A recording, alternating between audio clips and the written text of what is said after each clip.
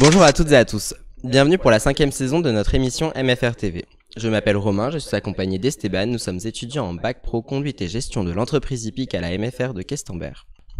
Dans le cadre d'un projet d'éducation socio-culturelle, j'ai le plaisir d'être en compagnie de Guillaume Massot, cavalier professionnel. Bonjour à toutes et à tous, je suis Esteban, le chroniqueur de cette émission, et je suis ravi d'être avec vous aujourd'hui. Pour cette nouvelle saison, nous avons le plaisir d'accueillir des anciens élèves de MFR. Il y a quelques semaines, mon équipe et moi sommes allés à la rencontre de monsieur Nicolas Rabillard au sein de ses écuries le Haras des Vénettes, situé à Bignan, dans le 56. Je vous laisse avec l'interview. Bonjour, moi je m'appelle Nicolas Rabillard, donc je suis cavalier professionnel de saut d'obstacle. Ici on fait de la valorisation, beaucoup de valorisation, on a commencé un peu d'élevage. On commence aussi la commercialisation de chevaux, de sport, dans le CSO toujours. J'ai commencé tout petit à monter à poney, comme centre équestre, comme beaucoup de personnes. Et c'est vrai qu'après le collège, je savais pas trop quoi faire. Du coup, c'est vraiment la seule chose qui me passionnait. Du coup, j'ai commencé un peu des études là-dedans et ça m'a plu. Du coup, j'ai continué, j'ai gravi les échelons et au fur et à mesure pour être ici, quoi. J'ai fait mon collège normal. J'ai juste fait ma 3e à la MFR de Questembert. Du coup, j'ai passé mon brevet des collèges là-bas. C'était en alternance. Ensuite, j'ai continué en BEP. Donc là-bas, à l'époque, le BEP, c'était 2 ans. J'ai commencé à l'élevage libellule en tant que stagiaire, donc en alternance. J'ai eu mon BEP, du coup j'ai continué en formation bac pro CGEH EVC, 2 ans encore. Je suis resté à l'élevage libellule, donc j'ai obtenu mon bac pro à la suite de ça. Ensuite j'ai fait un CS cavalier jeunes chevaux à Rambouillet, donc là c'était en alternance, en apprentissage pardon, toujours à l'élevage libellule. Et après j'ai commencé vraiment à travailler, donc j'ai été bosser dans le centre chez Rémi Dequet.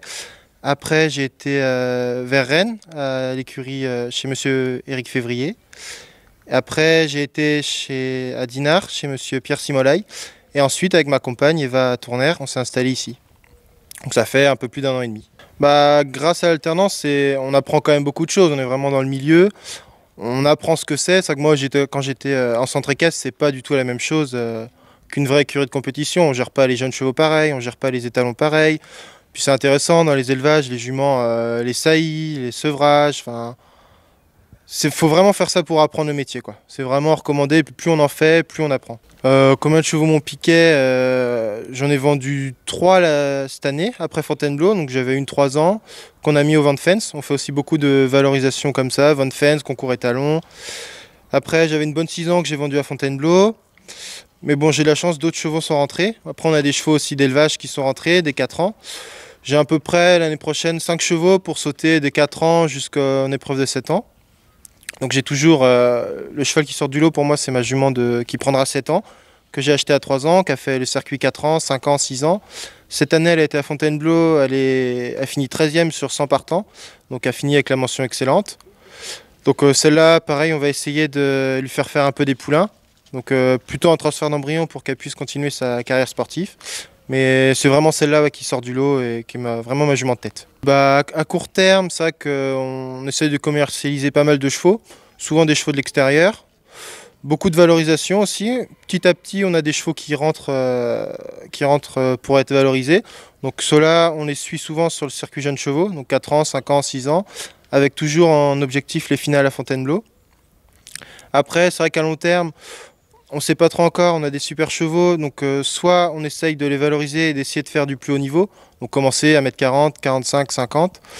C'est vrai que ça donne un peu de visibilité aux écuries, un peu de crédibilité quand on est cavalier et on a sauté des belles épreuves. Après, comme on vient de s'installer aussi, on a quand même besoin d'argent, on a des bons chevaux qui sont quand même très souvent demandés. Donc, on est un peu entre deux, mais après ça marche bien comme ça, donc pour le moment, on va continuer. Bonjour Guillaume, merci d'être là aujourd'hui. Pouvez-vous vous présenter en quelques mots s'il vous plaît ? Bonjour, je m'appelle Guillaume Massot. J'ai ouvert mon écurie à côté de Saumur depuis septembre 2020, après mes études à la MFR de Questembert. Pouvez-vous nous expliquer votre parcours ? Alors, je suis rentré à la maison familiale en 3e, donc j'ai effectué déjà mes premiers stages un peu à côté de chez moi. J'ai poursuivi sur une seconde hippique où je suis un peu resté dans mon confort perso. Après, j'ai effectué mon bac première et terminale en Vendée, du coup, où j'ai été logé sur place et pour le coup, pour la première fois dans une vraie écurie de concours. À la sortie de mon bac, je me sentais trop jeune, du coup, j'ai voulu faire un DEC PGEH. toujours à la maison familiale et rurale de Questembert. Et donc d'un côté ou d'un autre, vous vous êtes senti privilégié par rapport à d'autres qui n'avaient pas fait d'alternance Moi, ce que j'avais peur au début de l'alternance, c'est que je me suis dit, comment est-ce qu'en étant la moitié du temps à l'école et l'autre moitié du temps en stage, j'allais apprendre autant que quelqu'un qui était tout le temps à l'école d'un point de vue scolaire. Mes parents avaient aussi ce même avis et du coup, dès le début, j'avais cravaché un peu scolairement et en fait, vu qu'il y a beaucoup de stages, on a beaucoup d'expériences chacun dans la classe. Même si moi, j'ai pas une expérience, l'autre va l'avoir et va me l'apporter et vice-versa. Et ça, c'est un bel esprit dans les MFR, je pense qu'il faut garder. Ouais, c'est vraiment le terme d'échange qui vous a plu, Ouais. quoi.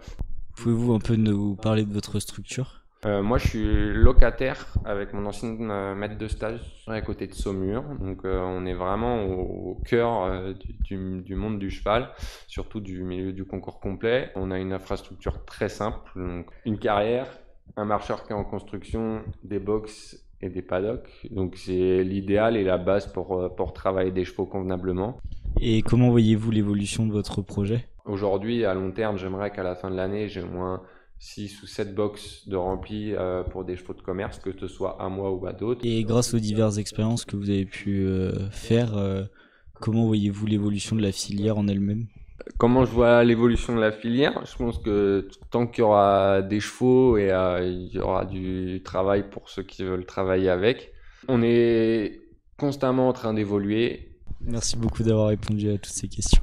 Je vais donc présenter les différentes formations qui peuvent être entreprises après un bac professionnel conduite et gestion de l'entreprise hippique. Présent à la MFR de Questembert, nous avons le diplôme européen de compétences professionnelles gestion de l'entreprise hippique, mais aussi dans le Grand Ouest, nous avons des formations telles que les certificats de spécialisation groom ou cavalier jeunes chevaux, mais aussi des BPGEPS ou équivalents présents dans plusieurs établissements dans le Grand Ouest. Nous pouvons constater que Nicolas et Guillaume ont effectué la même formation, mais que néanmoins leur parcours reste très différent.